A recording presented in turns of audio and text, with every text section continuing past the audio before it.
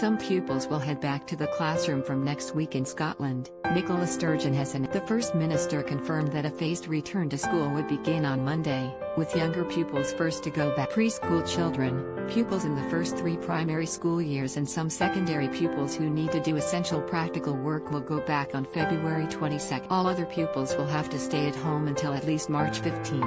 Ms. Sturgeon said getting children back to school meant a trade-off, as some restrictions could be needed to be in place for longer for the rest of the public. Scotland's stay-at-home lockdown order will continue until at least the start of March, she told. The First Minister had previously said the shutdown would last until the middle of February. Setting out the plans in the Scottish Parliament, Ms. Sturgeon said, "I want to be clear, though, that the need to properly assess the impact of this limited reopening means we think it unlikely, at this stage, that there will be any further return to school before As we consider these issues, we are of course doing everything we can to ensure that schools are as safe as possible for children, and for the education work. Parents must not socialize at school gates," she said, as she urged people to treat the move as a return to education for children only, and not as a return to grade. She said, "If we all do that, then I am hopeful that this return to school will be consistent with our continued progress in suppressing the virus. And if that does prove to be the case, I am optimistic that we will soon be able to set out the next phase in the journey back to school for young people." Despite progress in allowing schools to reopen,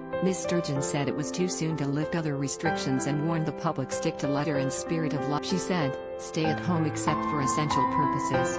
Do not meet people from other households indoors. Follow the facts advice when you are out. Work from home if you can.